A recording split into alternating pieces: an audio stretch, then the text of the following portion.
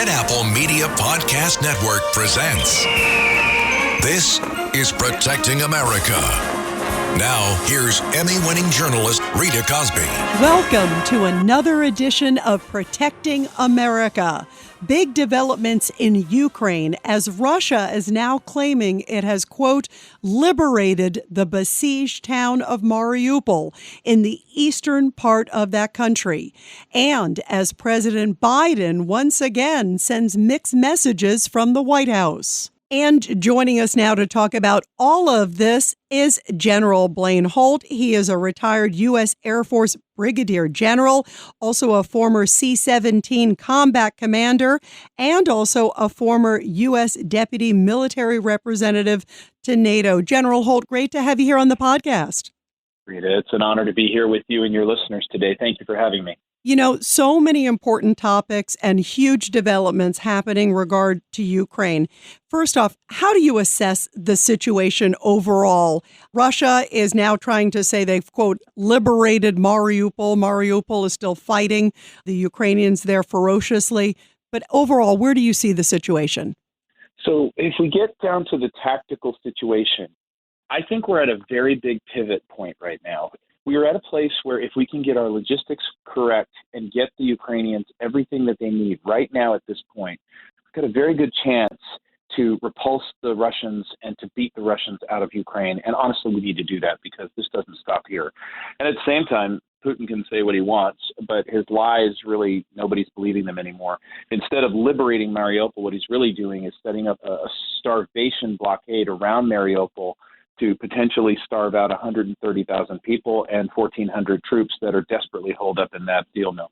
When you hear exactly what you're talking about, that he's saying, you know what, we're not even allowing for safe evacuation, to me, I get so incensed, General, because I think of, couldn't there be something that President Biden could do? Couldn't there be something that NATO could do? Couldn't there be something that the UN could do to guarantee safe passage, at least for civilians and wounded troops?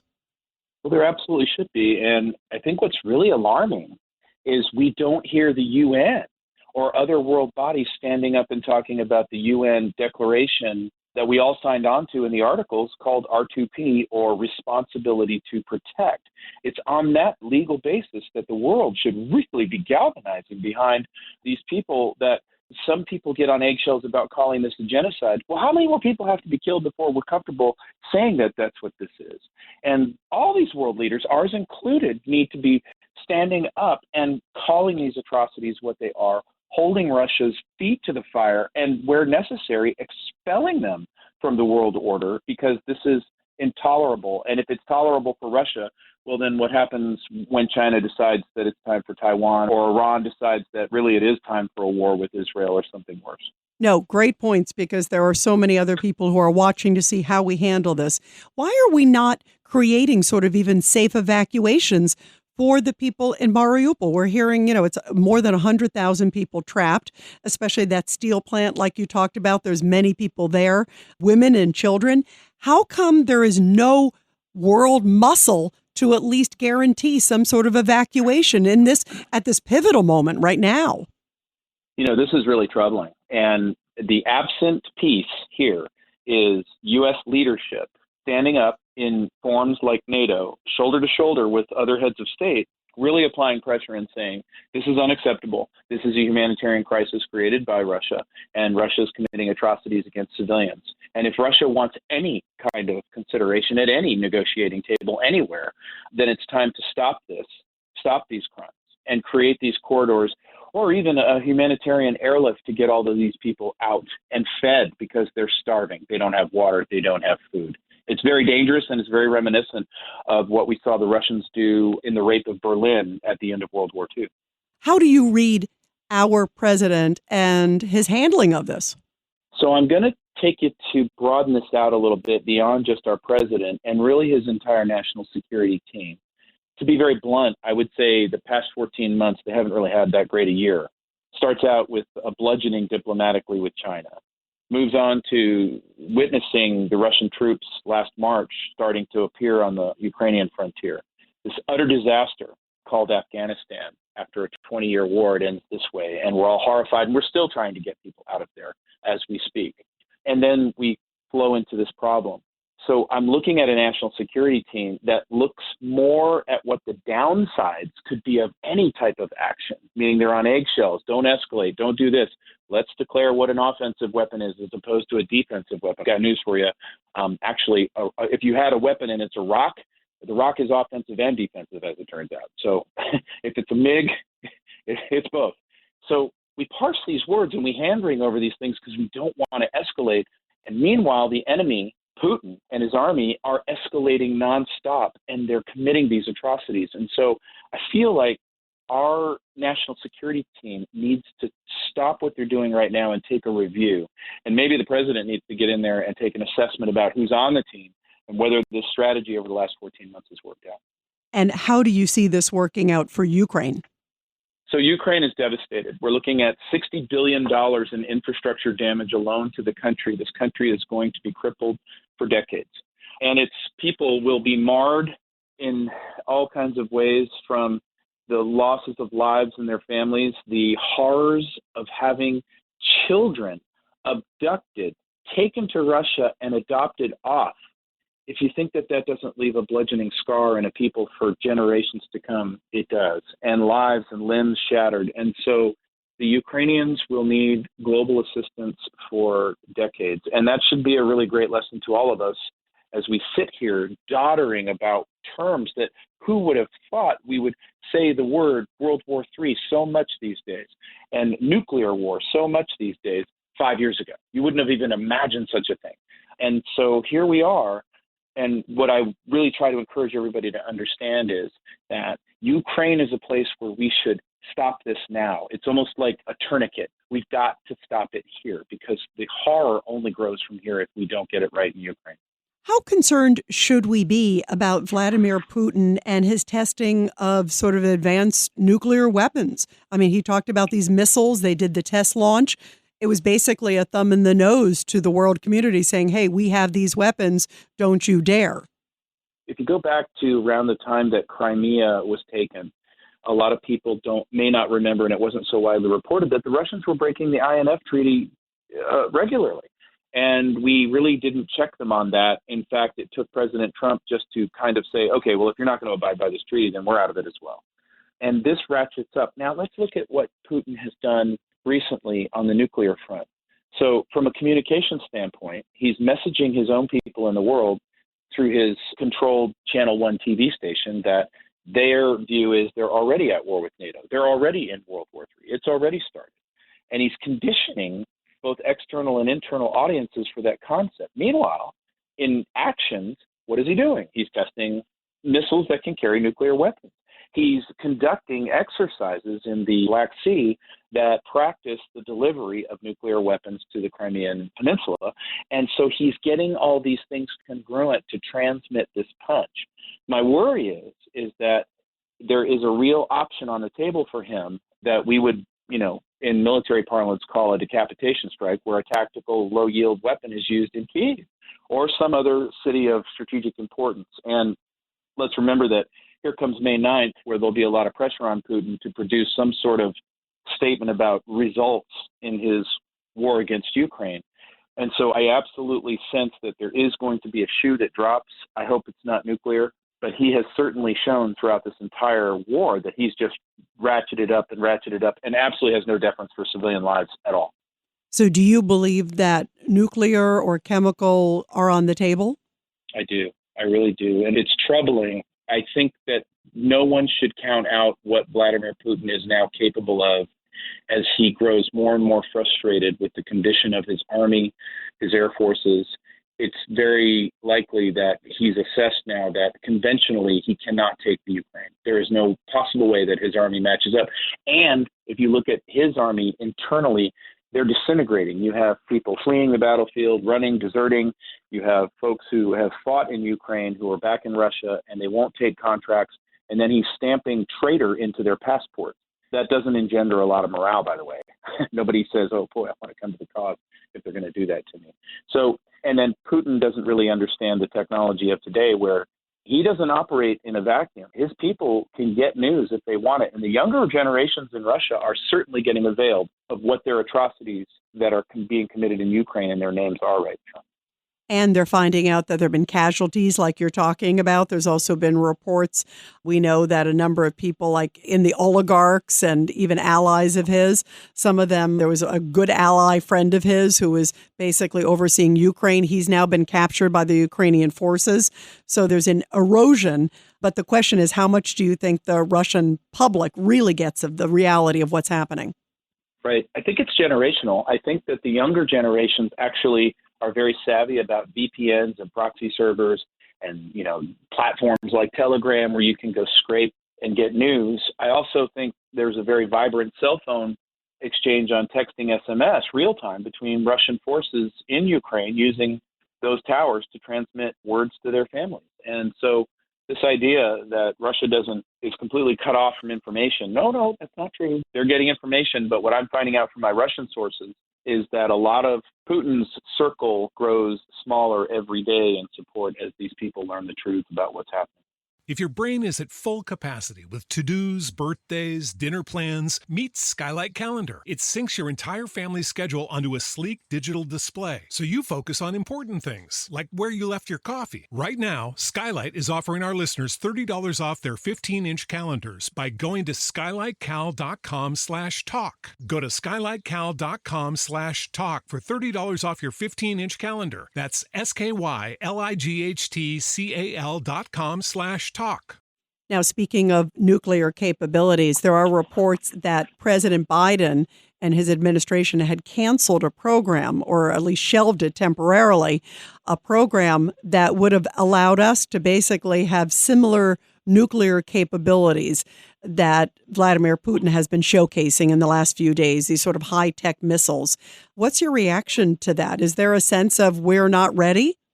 You make a really great point. We should never make the assumption that we're looking at the Russian arsenal and the things that we should be concerned about that the Russians have to use. And while we got a taste of hypersonics, I can tell you from my sources on the ground, there are things in the Russian arsenal that would make you think that nuclear weapons are not so bad. And there's a lot of things that they can do on the world stage. So I get that we have to manage this conflict very carefully. But again, what Putin has proved is that transmitting weakness to him emboldens him, and that he only wants more of it. I can't help but go back to the days when Kabul fell and wonder what was going on as he started to make that calculation about Ukraine. He saw an opening, is what you're saying. He saw a disastrous withdrawal and also us leaving Americans behind and said, okay, well, this is the time to strike in Ukraine. Right. There'll never be a better time. Look at how this ended in Afghanistan. And if he really is, he's 70 years old, there's reports of thyroid cancer. This is a man who's very strategic. He has this historical sense about him. He thinks of Peter the Great and his relationship to him historically. He's got a sense of destiny. He was outraged and insulted when the CCCP fell, and has this sense of him being responsible for restoring the Russian Empire. And so when you add those things up, and then you look at where we were in the last year and how Kabul fell, I just can't help but wonder that the calculation on his side was this is an optimal time to go after what I've been working on for years. To that end, General Holt, do you think we made an enormous mistake of not putting military might in before he moved in? Because now we're spending, yes, a lot of money. We're putting in more military hardware. But many people are saying, had we really beefed up appropriately beforehand, maybe he might not have invaded.